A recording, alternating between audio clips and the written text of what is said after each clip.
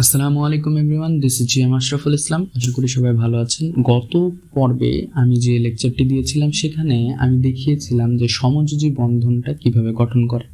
তো এই জিনিসটা যদি আপনারা পুরোপুরি আসলে ক্লিয়ারলি না বুঝেন তাহলে এর পরে যে চ্যাপ্টারগুলো আছে বা যে পড়াগুলো আছে সেগুলো বুঝতে আপনাদের একটু অসুবিধা হতে পারে।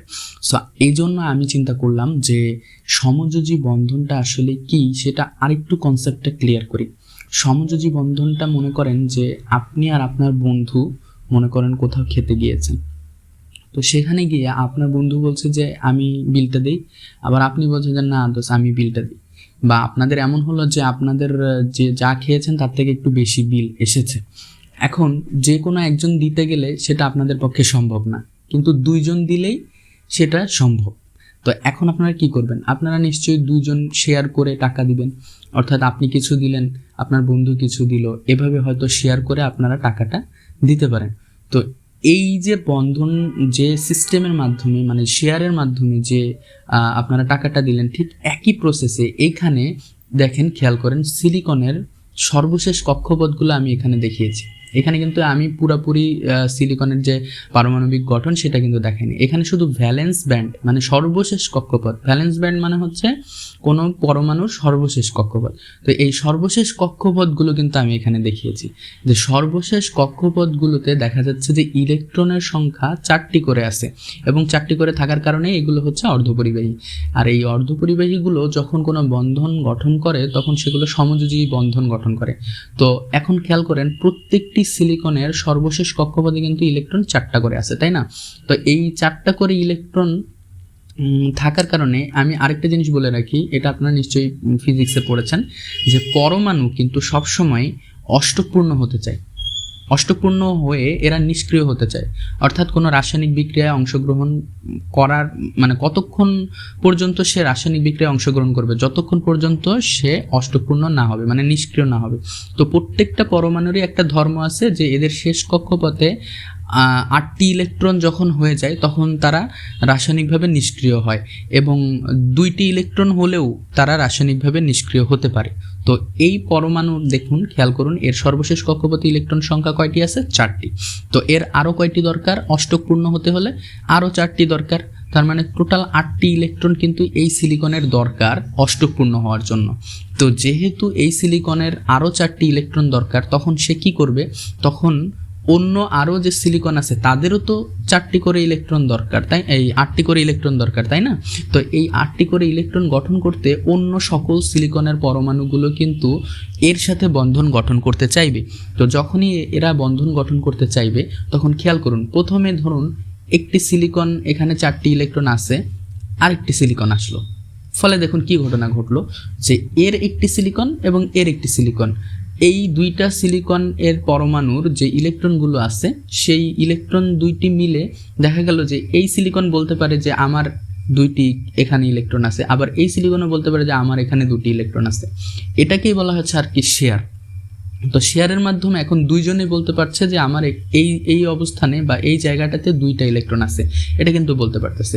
একইভাবে খেয়াল করুন, এখন এই পাশ থেকে যদি আরেকটা সিলিকন পরমাণু আসে আর এইখান থেকে যদি আরেকটি সিলিকন পরমাণু আসে, খেয়াল করুন এখন কিন্তু এই সিলিকন বলতে পারে যে আমার এখানে 2টি ইলেকট্রন আছে, আমার এখানে 2টি ইলেকট্রন আছে, আবার এই সিলিকনও বলতে পারে যে আমার এখানে 2টি ইলেকট্রন আছে। মানে শেয়ারের মাধ্যমে কিন্তু তারা এখানে বলতে পারে যে এদের 2টি ইলেকট্রন এখানে জমা হয়েছে। এখন পরবর্তীতে যদি আরেকটি সিলিকন চলে আসে, খেয়াল করুন এইখানে মধ্যখানের যে সিলিকনটা আছে সেই সিলিকন কিন্তু অষ্টকপূর্ণ হয়ে গেছে। খেয়াল করুন, অষ্টকপূর্ণ কিন্তু তারা গঠন করে ফেলেছে।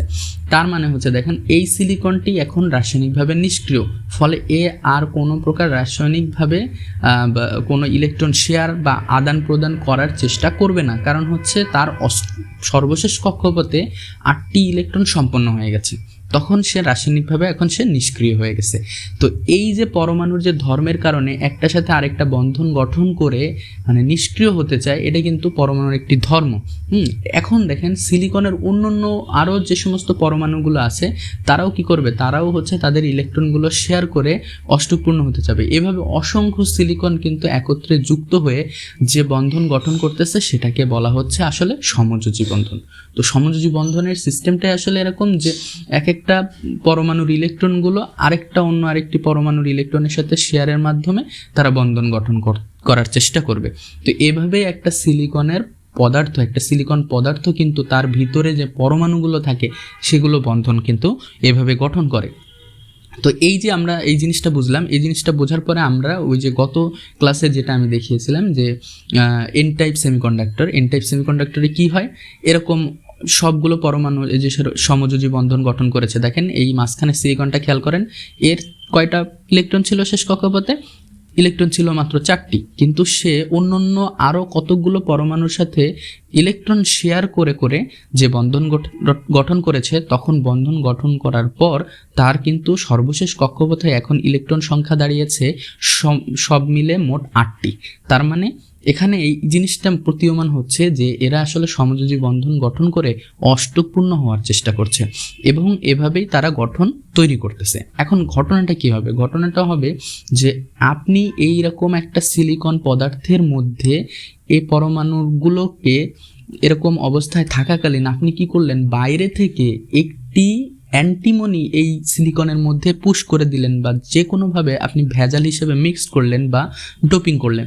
এবং এটার একটা প্রসেস আছে, সেই প্রসেসে আমরা যাব না, আমাদের মূল টার্গেট হচ্ছে যে কিভাবে গঠন করে সেটা জানা। তো আপনি পঞ্চযোজী একটা পদার্থ কি করলেন, এর মধ্যে পুশ করে দিলেন। কি হলো ঘটনা দেখেন, পঞ্চযোজী যখনই আপনি পুশ করলেন তখন কি ঘটনা ঘটলো? আপনার তো প্রত্যেকটা পঞ্চযোজী পদার্থের সর্বশেষ কক্ষপথে ইলেকট্রন কয়টা থাকে দেখেন? 5টা। এখন এই 5টা যখন ইলেকট্রন থাকতেছে তখন যদি এই জিনিসটা আপনি পুশ করেন, এর 4টা ইলেকট্রনের সাথে ধরেন এর 4টা ইলেকট্রন বন্ধন গঠন করে অষ্টকপূর্ণ হলো, কিন্তু এর তো 4টা না, এর হচ্ছে 5টা। যখন 5টা থাকে তাহলে অতিরিক্ত আরেকটা ইলেকট্রন কিন্তু এর আছে। এই ইলেকট্রনটা আসলে কি হবে? এই ইলেকট্রনটা কিন্তু মুক্ত অবস্থায় থাকবে, অর্থাৎ কোনো পরমাণুর ইলেকট্রনের সাথে কিন্তু শেয়ার করতে পারবে না বা বন্ধন গঠন করতে পারবে না। এটা একটা অতিরিক্ত ইলেকট্রন এবং এই ইলেকট্রনটা কিন্তু মুক্ত ইলেকট্রন। আর এই ইলেকট্রন এরকম যখন আপনি অসংখ্য এই যে এরকম অ্যান্টিমনির অসংখ্য পরমাণু এই সিলিকনের মধ্যে ডোপিং করবেন, তখন এই ইলেকট্রনের সংখ্যাও কিন্তু কম হবে না, এই ইলেকট্রনের সংখ্যাও কিন্তু অনেক পরিমাণ বৃদ্ধি পাবে।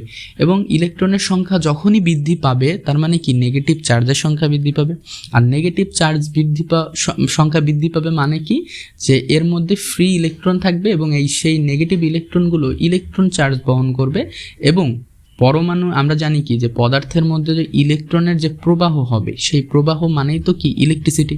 তার মানে আপনি যত ডোপিং করবেন ততই কিন্তু এই সিলিকন পদার্থের পরিবাহিতা বৃদ্ধি পাবে, সিলিকন পদার্থের পরিবাহিতা কিন্তু বৃদ্ধি পাবে। এই জিনিসটা খেয়াল রাখবেন, এটাই কিন্তু বেসিক কনসেপ্ট যে সিলিকন পদার্থের পরিবাহিতা আমরা যখন বৃদ্ধি করতে চাইবো তখন তার মধ্যে আমরা কি করব, ডোপিং করব। সেমভাবে পরবর্তীতে আমরা পি টাইপ সেমিকন্ডাক্টরের ক্ষেত্রে যেটা দেখছি সেটার ক্ষেত্রে কি ঘটনা ঘটছে, ধরেন এরকম সবগুলো সিলিকন পদার্থ পারমাণবিক গঠন করে আছে, এর মধ্যে আপনি কি করলেন, এরকম ত্রিযোজী মানে যার সর্বশেষ কক্ষপথে ইলেকট্রন সংখ্যা 3টা সেরকম একটা পদার্থ আপনি কি করলেন, ওই এখানে ডোপিং করে দিলেন। ফলে ডোপিং করলে কি হলো ঘটনাটা, ডোপিং করলে হলো কি যে এখানে পরমাণুর সর্বশেষ কক্ষপথে প্রত্যেকটি সমযোজী বন্ধন গঠন করেছে। এখন কয়টার সাথে করতে পারবে, এখানে ছিল 3টির সাথে প্রত্যেকটি মানে ধরেন 3টা সিলিকনের পরমাণু ইলেকট্রন শেয়ার করলো, শেয়ার করে মোট কয়টা হলো, 3 × 2 = 6টা, মানে প্রত্যেকে 2টা করে শেয়ার করে, মানে একটা করে শেয়ার করে মোট 2টা করে হয়েছে, এই যে এরকম পাশাপাশি। তো ফলে আরেকটা জায়গা কিন্তু ফাঁকা, এই যে ফাঁকা জায়গাটা, এই জায়গাটা কিন্তু এই পাশের যে সিলিকন তার যে ইলেকট্রন সে কিন্তু বন্ধন গঠন করতে পারতেছে না। কারণ কি, কারণ হচ্ছে এখানে ফাঁকা, এই যে ফাঁকা জায়গা এটাকে বলা হয় হোল। এই হোল মানে কি, হোল মানে হচ্ছে এখানে কোনো ইলেকট্রন নাই, অর্থাৎ ইলেকট্রন ফাঁকা। এখন যেহেতু এখানে ইলেকট্রন নাই তার মানে এখানে কি চার্জের সংখ্যা বেশি, পজিটিভ চার্জের সংখ্যা বেশি। সো এই জন্য এই হোলকে বলা হয় পজিটিভ চার্জ ধর্মী। আর যখনই পজিটিভ চার্জ এরকম অসংখ্য, আপনি যে এরকম অ্যালুমিনিয়াম যোজন মানে অ্যালুমিনিয়াম পদার্থ এরকম এই পদার্থের সাথে, সিলিকন পদার্থের সাথে যখন আপনি ডোপিং করবেন, তখন কি ঘটনা ঘটবে?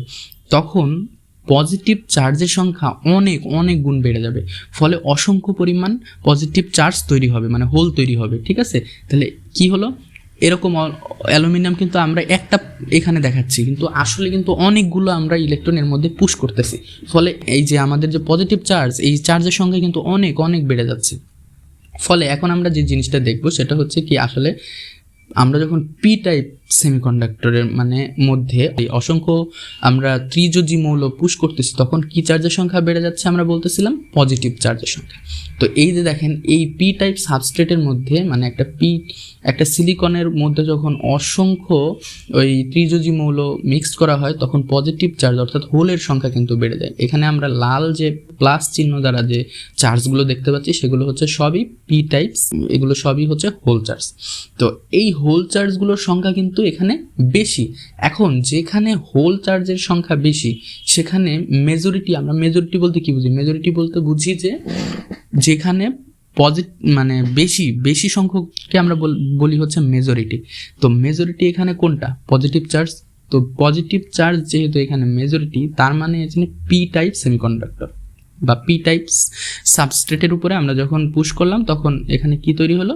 পি টাইপ সেমিকন্ডাক্টর তৈরি হলো। কারণ কি, এখানে পজিটিভ চার্জের সংখ্যা বেশি। আর আমরা কি বলেছিলাম যে পি টাইপে পজিটিভ চার্জ হবে মেজরিটি চার্জ ক্যারিয়ার, আর যেহেতু এর মধ্যে কিছু সংখ্যক ইলেকট্রনও থাকবে, তার জন্য এই ইলেকট্রনগুলোকে এবং এইগুলোর পরিমাণ কিন্তু খুবই কম। তো যেহেতু এগুলোর পরিমাণ খুবই কম, সেই জন্য এটার নাম হচ্ছে মাইনরিটি চার্জ ক্যারিয়ার।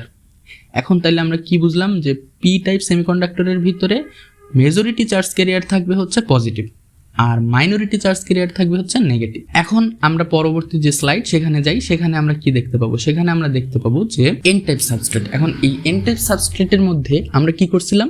আমরা অসংখ্য পরিমাণ পঞ্চযোজী পদার্থ ডোপিং করছিলাম। তো পঞ্চযোজী পদার্থ যখন আমরা ডোপিং করছি, তখন কি ইলেকট্রনের সংখ্যা বৃদ্ধি পেয়েছে। তার মানে নিশ্চয়ই এন টাইপ সেমিকন্ডাক্টরের মধ্যে মেজরিটি মানে বেশি সংখ্যক চার্জ ক্যারিয়ার কি হবে? Negative charge. দেখুন আমি সেটা এখানে দেখিয়েছি, এখানে কিন্তু মেজরিটি সংখ্যক চার্জ ক্যারিয়ার কিন্তু হচ্ছে নেগেটিভ, খেয়াল করুন। এবং কিছু সংখ্যক কিন্তু পজিটিভ চার্জও থাকবে, কিন্তু সেগুলোর পরিমাণ খুবই কম, যার কারণে আমরা বলতেছি যে এগুলো হচ্ছে মাইনরিটি চার্জ ক্যারিয়ার। সো এইটাই ছিল হচ্ছে এই দ্বিতীয় চ্যাপ্টারের শেষ আলোচনা। এর পরবর্তী চ্যাপ্টার নিয়ে আমি আবারও চলে আসবো। সবাইকে আমার সাথে থাকার জন্য ধন্যবাদ। আল্লাহ হাফেজ।